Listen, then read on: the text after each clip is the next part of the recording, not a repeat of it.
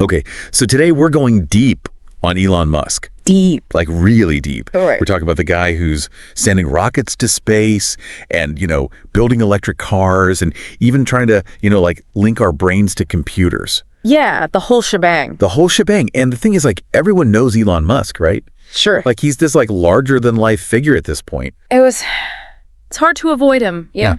But what we're trying to do today is, like, go beyond the headlines. You know, peel back the layers and really understand, like, what makes this guy tick. Like, where did this all come from? Exactly. So we dug into this, like, really fascinating exploration of his life. Oh, yeah. I read that one. It's really something. It is, and it covers everything. Oh, yeah. Like, I mean, his childhood. Yes. Some pretty, like, intense stuff there. Yeah. And his first, ventures into the business world, like those early companies. Yeah.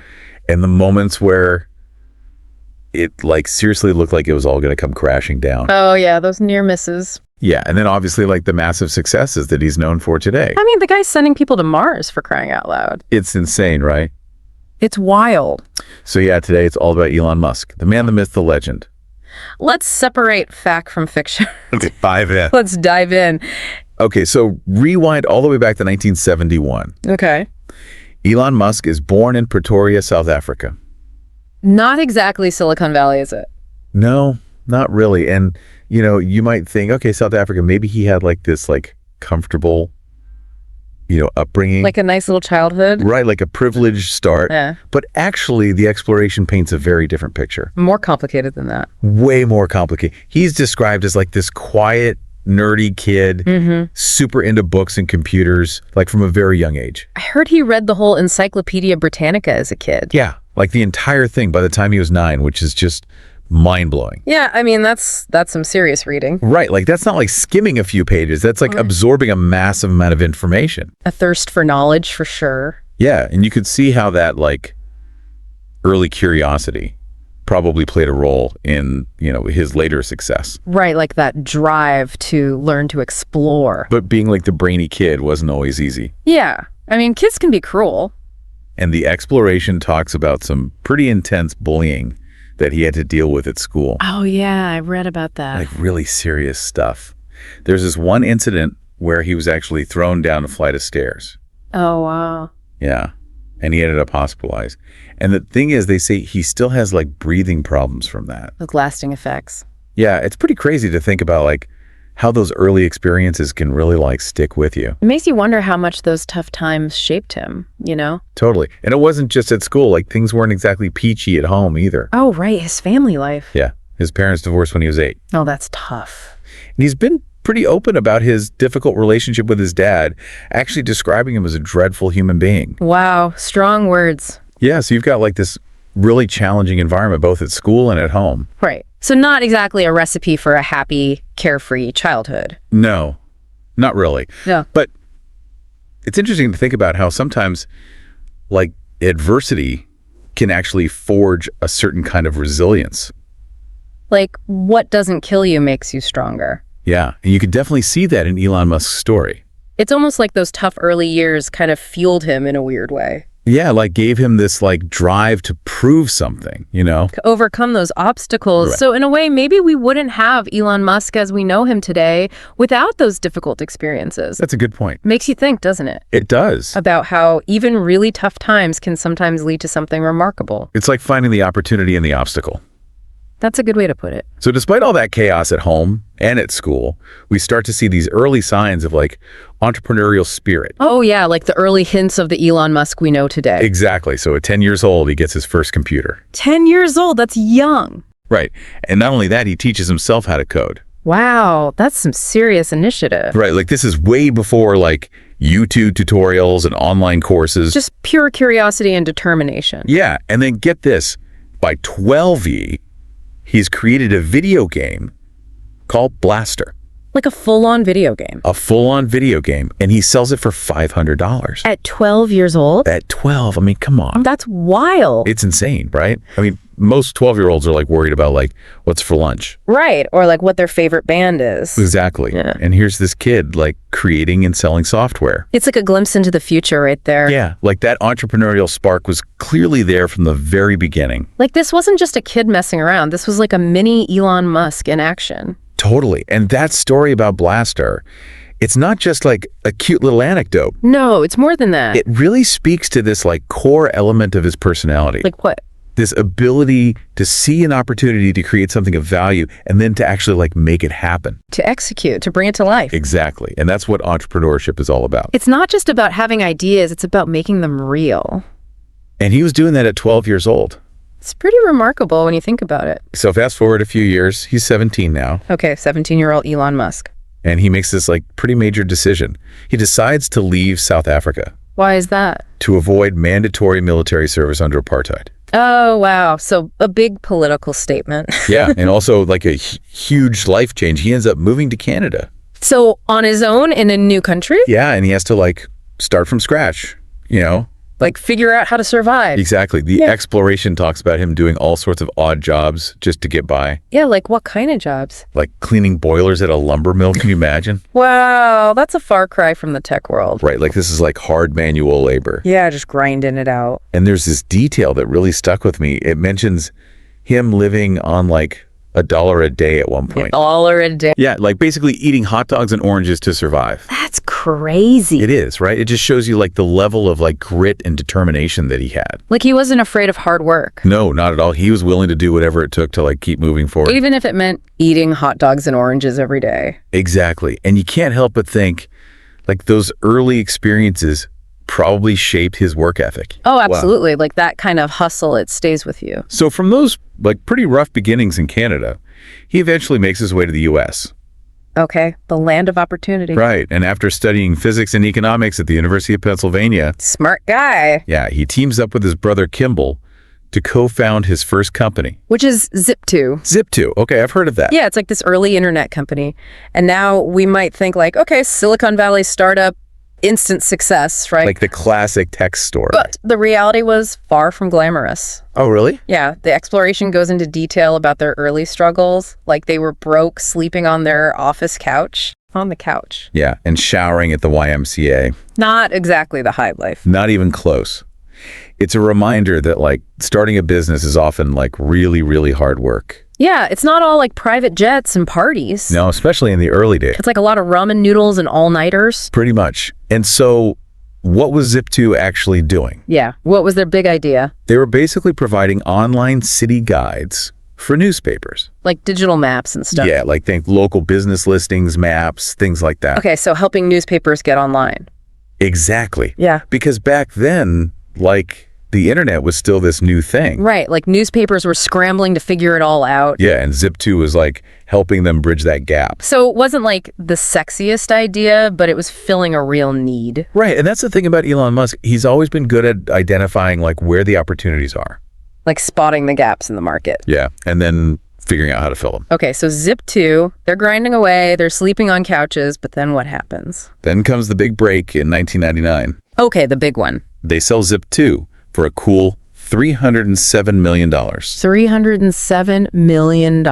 Yeah, big exit. That's a lot of money. A lot of money. And Elon Musk's share is $22 million. $22 million. And he's only 27 years old at this point. Okay, so I'm guessing he didn't retire to a beach somewhere. You guessed right. Oh. I mean, most people be like, okay, I'm set for lifetime to relax. Right, time to buy a yacht. But not Elon Musk. He takes those millions and immediately pours them into his next venture. No rest for the wicked. Exactly. And that venture is X.com. X.com rings a bell. Which later becomes PayPal. Ah, PayPal. Now that's a name everyone knows. Right. So this wasn't about like cashing out and enjoying the good life. This was about like using that initial success as fuel. Fuel for the next big thing. Exactly. And PayPal, becomes this massive success story in the early days of online payments. Oh, yeah. It totally revolutionized how we pay for things online. Right. And in 2002, they sold it to eBay for $1.5 billion. $1.5 billion. With a B. With a B. Yeah. And Elon Musk's share after taxes is around $180 million.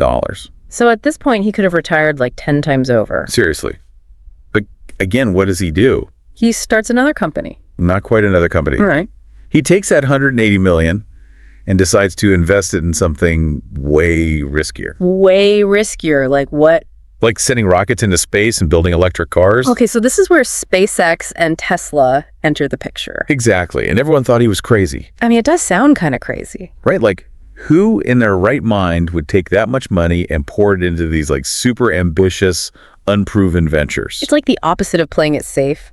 Totally. But that's Elon Musk for you. He's not afraid to bet big on things he believes in. Even if everyone else thinks he's nuts. Even if everyone else thinks he's nuts. So we're talking about the early 2000s now. Okay, things are about to get interesting. Oh yeah, things are about to get really interesting because this is when he launches both SpaceX and Tesla. Two companies that are going to change the world. No big deal, right? But it wasn't all smooth sailing. I'm sure there's some bumps along the way. Some bumps, understatements of the century, especially around 2008. Oh, 2008, the financial crisis. Yeah, the whole world is going through this massive economic meltdown. Not exactly the best time to be starting ambitious companies. No, not at all. Yeah. And for Elon Musk, it was like a perfect storm of disaster. Like what happened? Tesla was facing huge financial problems. Right. New car company trying to survive in a recession. Exactly. People weren't exactly lining up to buy electric cars when the economy was tanking. Yeah, that makes sense. And SpaceX was also struggling.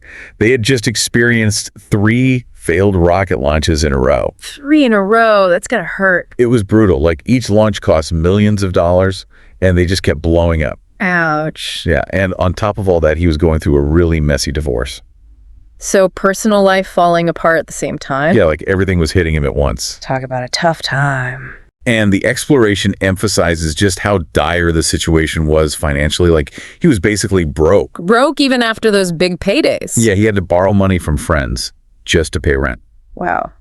That's a stark contrast to the billionaire image. Right. It just shows you like how much he was putting on the line. Like his entire fortune was tied up in these companies. And for SpaceX, those 3 failed launches were like a major turning point. Like do or die time. Yeah, they had 1 rocket left. One last shot. And if that one failed, it was game over. So much pressure. Imagine the stress, but you know what? They launched it and it worked. And nailed it. They nailed it. It was this like incredible moment of triumph. It must have felt like a huge weight lifted. Huge. And more importantly, that successful launch led to a contract with NASA. Wow. So they went from almost bankrupt to working with NASA. I know. It's crazy. You know, it's like talk about a comeback story. It's like a Hollywood movie. And that NASA contract was like a lifeline for SpaceX. It gave them the funding and credibility they desperately needed. So that one successful launch changed everything. Totally. It's amazing how like one moment can completely shift the trajectory. Like a butterfly effect. And then there's Tesla, which was also teetering on the edge of collapse. Right. The car company was in trouble too. Big trouble. And Elon Musk had to make a decision. Like what kind of decision? He could either let the company go bankrupt or he could pour in every last dollar he had. So it's all or nothing. All or nothing. And you know what he did? You went all in. He went all in. He invested his last $35 million to keep Tesla afloat. 35 million, that's his last bit of cash. His last bit of cash. And everyone thought he was crazy. I mean, it's a huge gamble. Huge gamble. But he believed in Tesla that much. And the rest, as they say, is history. History indeed. Tesla went on to become this like global phenomenon. Yeah, one of the most valuable companies in the world. And it almost didn't happen. It's wild to think about. It is, right? And the exploration quotes him saying something really powerful during this time. He said, if something's important enough, you do it, even if the odds are against you. It's a great quote. It's such a powerful statement about perseverance, you know? Like not giving up even when things look impossible. Exactly. And that's Elon Musk in a nutshell. He's not afraid to defy the odds. So let's fast forward to today, like March 25th, 2025. Okay, the future is now. Right. And Elon Musk is at the helm of these like multiple groundbreaking companies. Like what's he up to these days? Okay, so SpaceX is still pushing the boundaries of space travel.